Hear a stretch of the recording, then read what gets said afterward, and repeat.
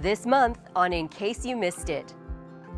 When it comes to trends, some millennials and Gen Z are embracing thrift shopping. It's more than just a fashion statement, it's a movement. As part of our continuing My Take series, comedian Bill Simas gives his take on the ins and outs and ups and downs of comedy. Story in the Public Square talks to New York Times Moscow Bureau Chief Anton Troianovski about the war in Ukraine and why the conflict has gone on far longer than anyone expected.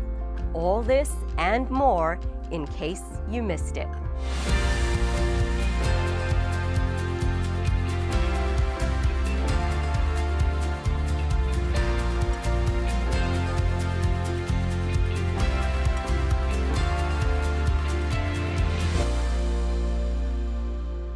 Welcome back to In Case You Missed It, featuring the latest local content on Rhode Island PBS, plus a preview of new content coming soon to your screen.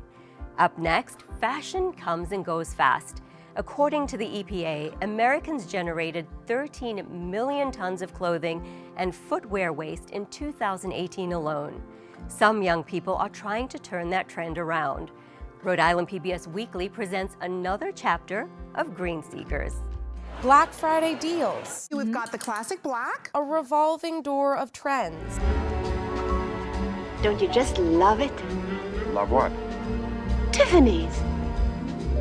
Shopping has been immortalized as a great American pastime. You work on commission, right? Yes. Big mistake. Big. Huge. I have to go shopping now. But imagine what it would be like to go without buying new clothes. So in 2017, I got a striped shirt that was like, I said like, this is my last new thing I'm ever gonna get. That was the goal for Hanrei Yan, a furniture design student at Rhode Island School of Design. He went nearly 2 years without buying a single new item of clothing. What did you do instead? One, like buying used, so going through thrift stores, finding things, and if you also like, one, not like consuming clothes in the same way, so like not being like, oh, like thinking of like this would be so much fun to buy, but more being like, oh, I need a pair of pants. It's more based on like need rather than want, so buying less and getting less. He also learned how to sew his own clothes, darn socks, and make his own repairs. Not really all that much going on in my brain, just kind of a lot of doing and letting my hands just do the work that they need to do. I'm a woodworker, and so like a lot of my work clothes, like my laps are kind of like a bench, and so I tend to wear out this area pretty fast, so putting in panels here and to repair that, so pants. I think you can see in the pocket here, like originally there's no bottom in the pocket. So. Jan says his new approach to shopping began when he saw how clothes were made and how it affects the environment. Huge amounts of water are used to like produce a single yard of fabric, or especially in dyes and processing and agriculture too. Like cotton is a pretty like water-hungry plant. And he says not too many people know that polyester comes from drilling oil and synthetics shed. Fabrics make fuzz. It's the lint that comes out in your dryer, and from synthetic fabrics, that's microplastics. One study found that a polyester garment can cast off more than 1,900 fibers in a single wash, which make their way through sewers and into waterways. It's a huge source of microplastics in the ocean is synthetic fabrics, which is having a huge effect on ecosystems. And Jan really reached a tipping point after seeing reports about the destructive impacts of making fast, cheap clothes. There has been another horrific incident at a garment factory in Bangladesh. An 8-story building collapsed today, killing at least 145 people. It was pure chaos. During morning rush hour, it simply collapsed. In Bangladesh, environmental and labor laws are frequently ignored in the $1 billion export leather industry. Wastewater with harmful chemicals is dumped into neighborhood streams. This water is actually dyed blue because of the process. And workers process skins without protective gear, exposing them to known cancer-causing agents like chromium. And child workers are frequently seen operating heavy machinery. Fast fashion also causes problems long after it's used. Adam Minter is a journalist and expert on the global recycling industry. I mean, one of the things that's happened over the last 25 years, really, is that garments have become more difficult to recycle. You have manufacturers of textiles and apparel creating what are called poly blends. So cotton and polyester blended together. You know, that's a problem if you're a clothing recycler, because cotton has properties, polyester has properties, and once you mix them, it's very, very difficult to separate them. And that's where you start seeing large amounts of textile waste. And Jan isn't the only one opting out of this process. Thrifting is a huge trend right now in the global apparel industry. And it's not just thrifting at thrift stores, of course, but it's also thrifting online. Because of the development of apps, the Poshmarks, the ThreadUps, various other apps, eBay, people are able to post for sale their old garments straight out of their closet. And they're purchased that way. We thrift something and we love it, we'll wear it a couple times and then we'll sell it. 24-year-old Jacqueline Jutras and 27-year-old Olivia Garretts use Depop, a resale app that's a favorite among Gen Z. A lot of people selling clothing online starts with like the closet clean out. Thanks to Rhode Island PBS producer Isabella Jabillion for bringing us the story. See the full segment on ripbs.org. Next, on Rhode Island PBS weekly series, My Take, comedian Bill Simas explains how personal truth and pain can be a tool for creating laughter. If you can get that first laugh and sustain those laughs, it's a peaceful place. Hi, my name is Bill Simas, and this is My Take on comedy. People without kids, your smiles scream hope. Because here's how a parent smiles. I figured it out. Pay attention, focus. Look right here. Here's a parent's smile. You ready?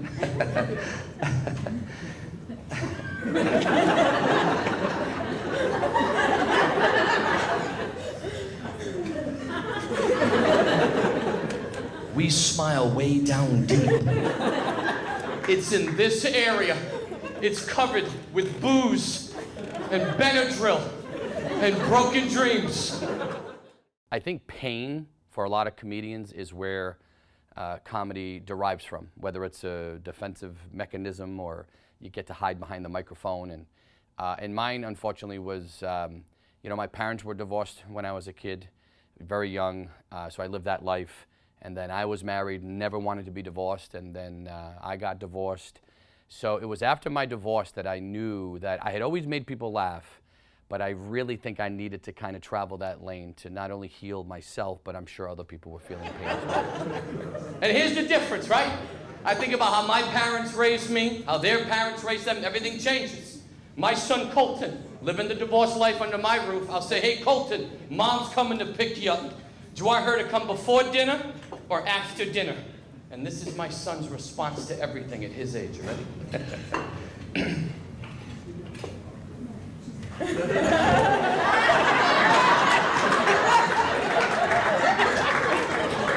I'm like, what the hell is this? Are you having a seizure? Do you need medical attention? It's like, Dad, I'm flossing. If that was little Billy in 1984 at 10, 11 years old, and my dad said, hey boy, mom's coming to get you. Do you want her to come before dinner or after dinner? I was like, hey Dad. My father would have leaned down and been like. To me, what makes a good comic is knowing who you are and not trying to go too far outside that, because the audience is smart and they'll know when you're pushing it too far, meaning, like, I don't fish, but yet if I tried to talk about fishing and the little intricacies of fishing, like, I don't know. So I was like, maybe I heard a story and I'm trying to talk about it. It doesn't flow. You gotta be likable, you gotta flow, and talk about what you know. Stay in your lane. If you're a joke teller, do jokes. If you're impersonator, nail the impersonations. If you're a storyteller, like I feel, I am, then use all the gifts that God gave you to create the story and to use pausing and timing and facial expressions. I think the crowd will go with you. And to me, a good comic is someone that knows who they are, what type of comedy they want to do, and they hone in on that skill. What is it like to bomb? I don't know, I've never bombed. I can't say that I've ever bombed. I've been in routines or stories where I already know as I'm going into the story that maybe the crowd really isn't feeling this topic, and I'll find a way to segue out into something that, you know, I've done this long enough and I have enough material where I can kind of take that 2.5 hours, 3 hours of stuff that I have to kind of, if I needed to, adjust out so that the bombing maybe isn't as bad, if that's the word you want to use. I look at old videos of me 15 years ago, and as a comedian, I can't even watch it, because you grow, you morph, you hone your skills, you become someone else, you go through life experiences, and that changes who you are on stage, and then you kind of find your rhythm. And if you can find your rhythm, you might have some success here. I went to my son's Little League baseball game, or as I like to call it, somebody throw a strike. It's Thursday, I've been here since Monday. It's still the first inning, the score is 97-75. Lord Jesus, make it end. I want to go home and Netflix. Have you ever rooted against your child or grandchild to strike out so you can go home? Because I have. Watch past episodes of Rhode Island PBS Weekly on watch.ripbs.org. And don't forget to tune in for new broadcasts every Sunday at 7:30 p.m. with an encore on Wednesdays. Next, the tragic war in Ukraine has ravaged the lives of thousands. G. Wayne Miller talks with New York Times Moscow Bureau Chief Anton Troianovski about the conflict and why it didn't end soon after the Russian invasion, as many expected. What happened to Russia's military? I think, when this began in late February, some observers at least thought that, the Russian military was a mighty force, and that one way or another this would be over relatively soon. Certainly not continuing into May with no end in sight. What happened to this mighty military?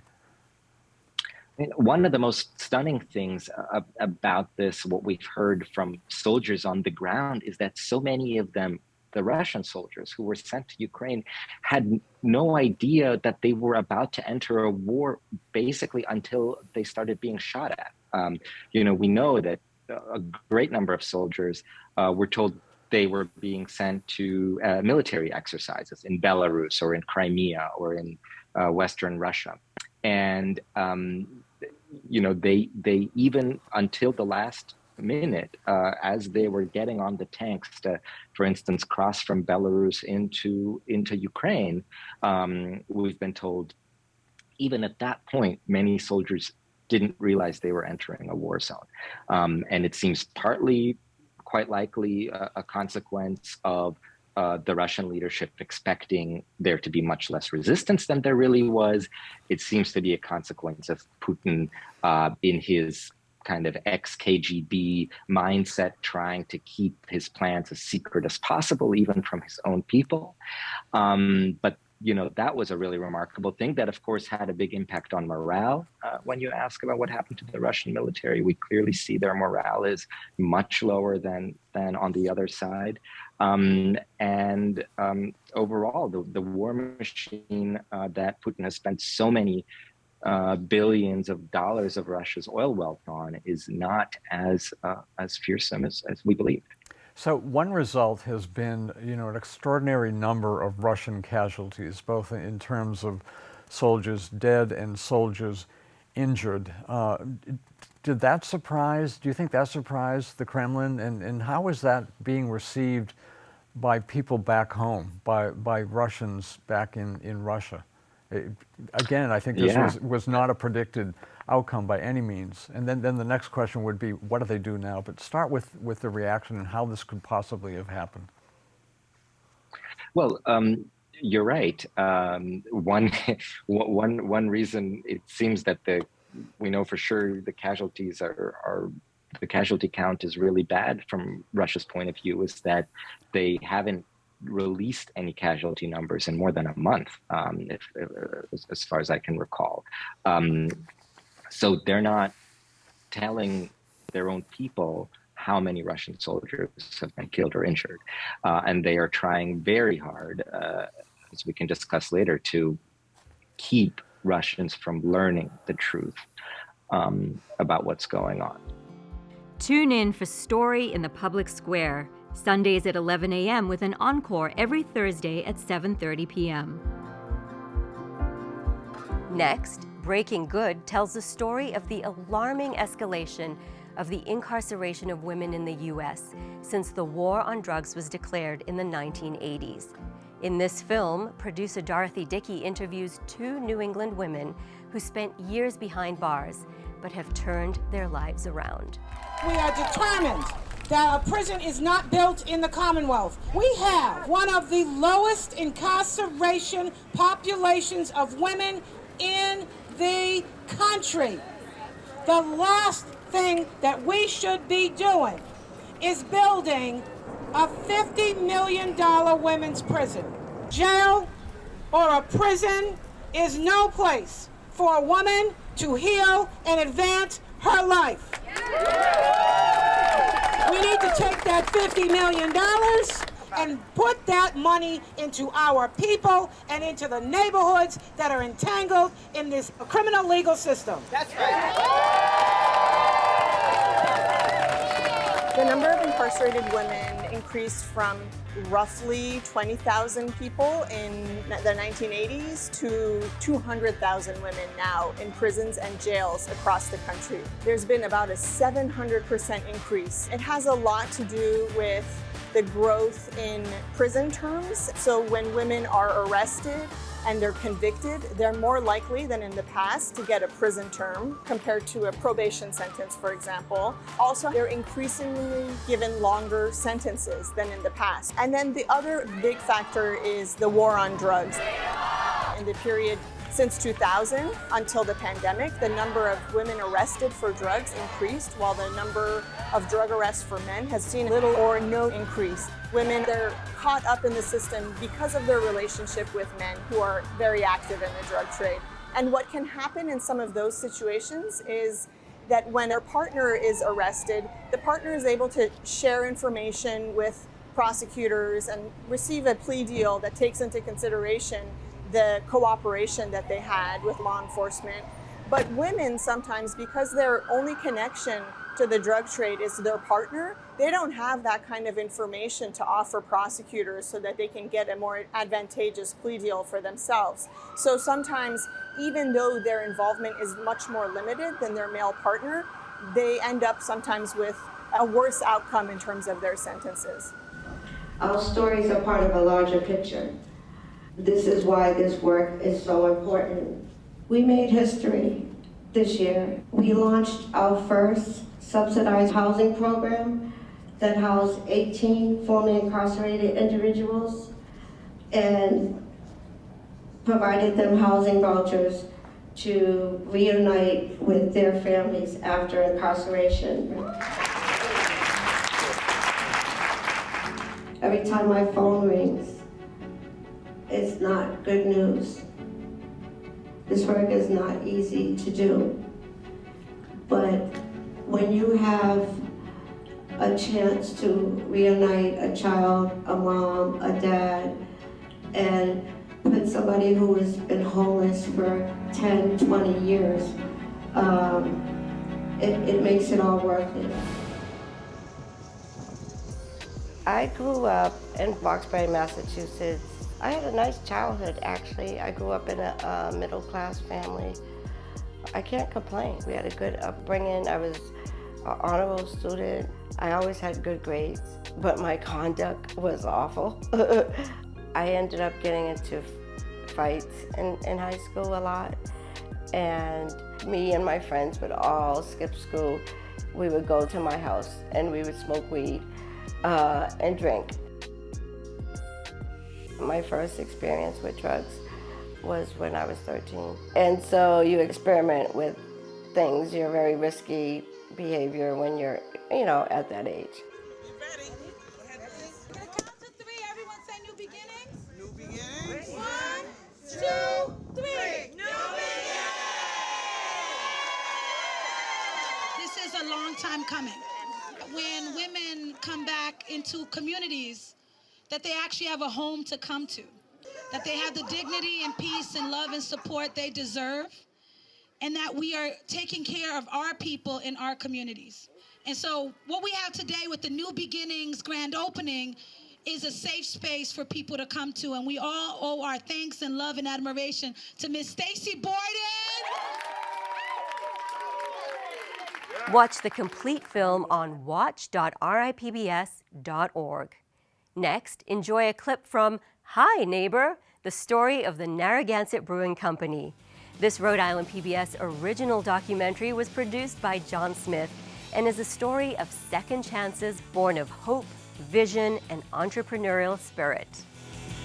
Rhode Island was a hive of activity by the end of the 19th century. Factories hummed along, riding the momentum brought on by innovation, determination, and steam. And almost a century after English immigrant Samuel Slater sparked the American Industrial Revolution, 6 German-American businessmen were preparing to start a brewing revolution of their own. Motivated by a collective experience in the beverage industry and a growing popularity in local brewing, this original 6, as they were called, began forming the Narragansett Brewing Company in 1888. Probably one of the most recognizable names in Rhode Island, most likely named for the Bay and the Narragansett tribe of Indians. What's interesting is that they were all German Americans when they started doing this. It was not named after anything specifically German. Startup money came from an expanding dairy business run by 3 of the original 6, which would soon become known as the Oakdale Manufacturing Company. With this cash infusion, in 1889, construction of the brewery began. Now initially, before Prohibition, the brewery always went by the location of Providence, Rhode Island. It never was technically in Providence. It was always the Arlington section of Cranston, which is just over the Providence line. The location was chosen for its convenient rail line access, as well as for close proximity to water from Tongue Pond and several wells, which weren't just necessary for brewing beer. Part of the brewery's existence in the initial years was actually manufacturing artificial ice. And it would be the artificial ice business that would help carry the company through to the start of beer production.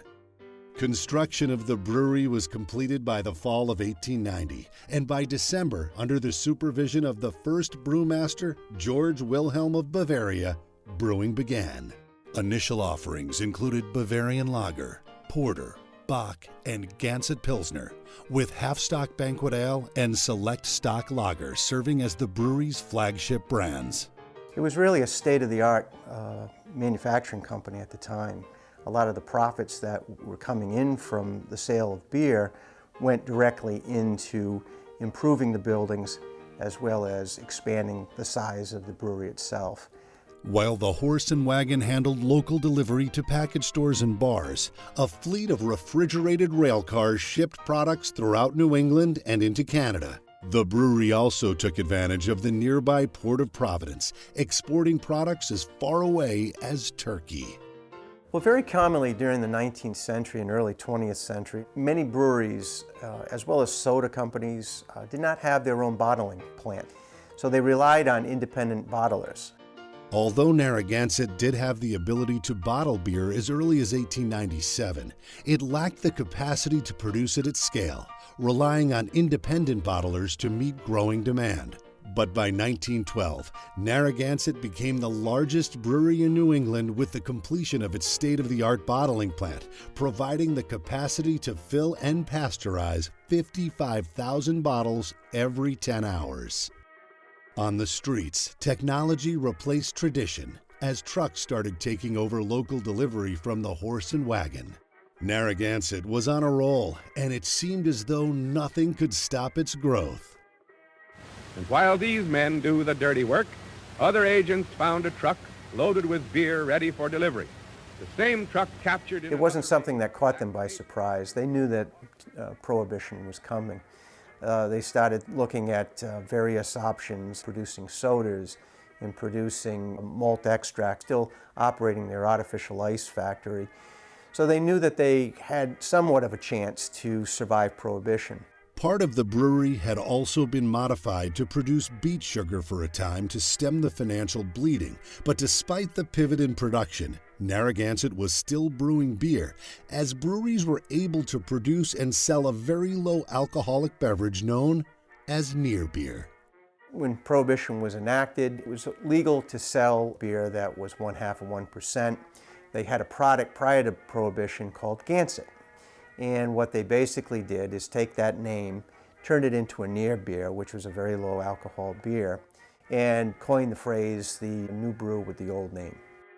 As Prohibition forced smaller breweries to close their doors for good, Narragansett soldiered on through the roaring 1920s with hope of a brighter future.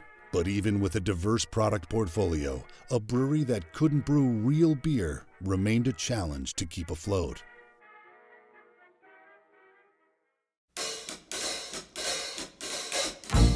By the early 1930s, Narragansett was still in operation, but a lack of investment was beginning to show.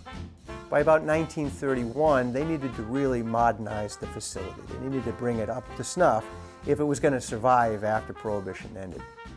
To make that happen, Narragansett management sought out help from Rudolph Heffenreffer Jr., a veteran within the New England brewing industry. Rudolph Heffenreffer II, or Rudolph Heffenreffer Jr., wound up with, I think, 5 or 6 separate breweries that he owned, most of which were in Fall River, Massachusetts. He also was an investor, an entrepreneur, a capitalist in every sense of the word. Watch the complete documentary on watch.ripbs.org. Coming up next month on Rhode Island PBS, in the wake of shootings like Columbine, schools across the nation have brought in police as a protective measure, a controversial response that some argue creates a pathway to incarceration. Rhode Island PBS producer Tracy McDonald focuses on the issue and the activists fighting for change. I'm Marissa Lee Piccoli.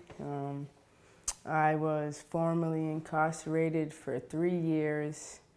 I was released August of 2016 and have been rebuilding my life ever since. I lived in Providence my whole life. Growing up in our communities, being involved in criminal activity is normalized. I grew up with my father being in prison, and I'm writing him letters and getting letters and going to, visits here and there.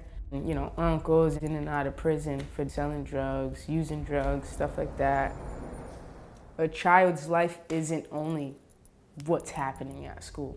There's so much more to that, because, that child may be acting out, but they're really crying for help, and they just don't know how to do it.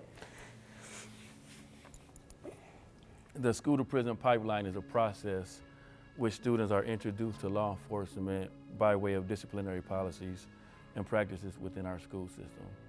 We have practices in schools that quite literally exclude and push out students. Whether they are special education, whether they are Black or a person of color. Students are pushed out of school. Into the criminal justice system. It's a systematic failure of our students, of our neediest populations, and it takes away opportunity. School to Prison airs July 15th at 8 p.m. only on Rhode Island PBS. Thank you for joining us this month. We'll see you next time, in case you missed it.